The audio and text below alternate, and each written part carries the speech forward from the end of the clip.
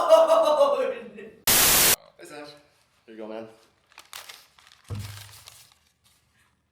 Who did this? You got fast food. Yeah. Breakfast. Enjoy. Wow, Here. thank you. Aren't you Go on. Yeah. Aren't you the health nut? No. Oh, wait. So what's the last fast food you ate?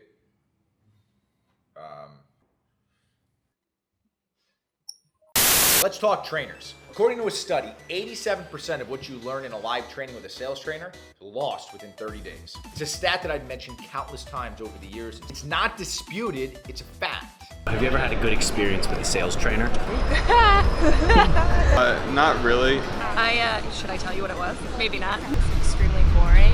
And this is not the only research supporting why spending on outside trainers is a waste. I found dozens of other studies, research, reports that state the same fact about the ineffectiveness of trainers. I had one study that even said 70% of what you learn in a live training you forget within just 3 days. You know what really confuses me? The response from companies. Everybody from the C-level execs to first-time sales managers, they all agree with me. They know hiring a trainer always sounds good, but it never lives up to the hype. So why do they still hire trainers? Oh my God, kill me. These stats, they must not be shocking enough. So as I continue to write and share, I'm left confused as to why so many businesses still rely almost exclusively on trainers when they spend their training budgets. Why do they do it? Why don't they stop?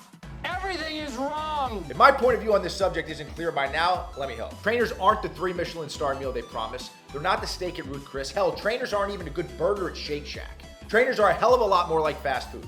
Arby's.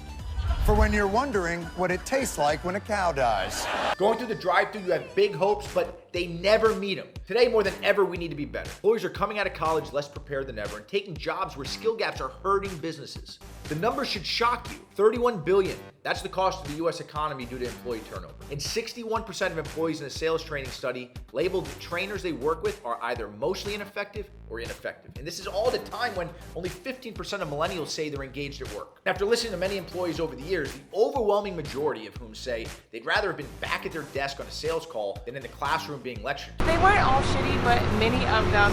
It made it worse, but like I eventually left, so like it was okay. He didn't really know what he was doing. Kind of really didn't care that much. When he was training me for like 1 or 2 days. Kind of didn't really train me. I now understand. Years of asking myself why managers still spend the majority of their budget on trainers and other tools that don't work. I have many answers. Let's just focus on a few. Here are the 3 reasons I believe companies still hire their buddies, trainers, for their business. Number 1, optimism bias. This is no different than those people you know that go to McDonald's and order a Big Mac, fries, and a Diet Coke. Same thing's happening with companies today when they pat themselves on the back for investing in outside trainers, despite the fact that most of it just becomes waste. Managers focus on the fact that they see trainers as innovative, different, aka sort of like the Diet Coke. It barely fits in there. It's based on a line of thinking in which you believe that force-feeding ideas leads to it being retained, when really everything they deliver has minimal shelf life, low long-term retention. It's an overall bad investment for any business. Look closer and you're gonna see it actually has a massive negative cash impact. I just feel really, How? Low retention equals low ROI. Lost productivity during training. Negative culture impact if the training is undesired. Oh, and don't forget like the travel, meal, and hotel expenses, because you still gotta buy those guys dinner. Number 2, it's easy. Being real, hiring a sales trainer is the easy choice. Aside from booking their travel, it has to be the laziest way to invest your training budget. Managers get a few days off while they sit in the back of the room. Most of the time, the manager may not even attend the entire training. The reality is, this is the safe choice. Everybody's done it. There's no fear of pushback from senior leadership, because it's been the accepted method of investing in training by leaders for decades. Number 3, no manager development program. Only 2% of dollars are spent on manager development according to a UPenn study. Forget the fact that the format preferred by outside trainers, just like lecture, classroom, manuals, it's all dated. What's worse, they offer minimal systems for managers to continue their program after they leave.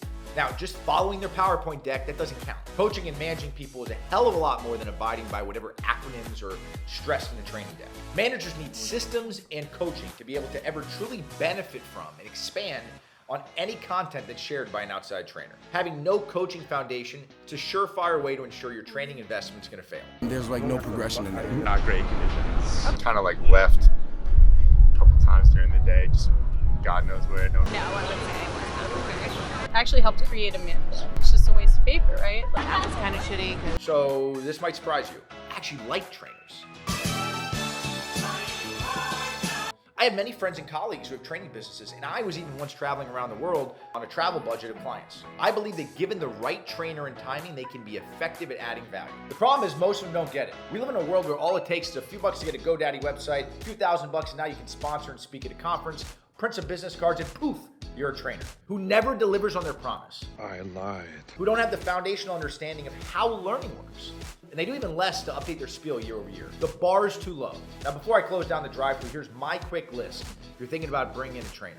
1, do you have a learning matrix? Do you have a plan that outlines what you want your team to learn, why they need to learn it, and by when change needs to happen? Second thing, what's your reinforcement plan? Do you have a tool or platform in place to reinforce the workshop over the next 30 to 120 days after the trainer leaves? Third, are you scheduling prep meetings? Standard meetings, 2 to 3 times prior to the on-site. There should never be a surprise when you bring somebody. If you're not prepared to do all that, you shouldn't even bring in a trainer for a day.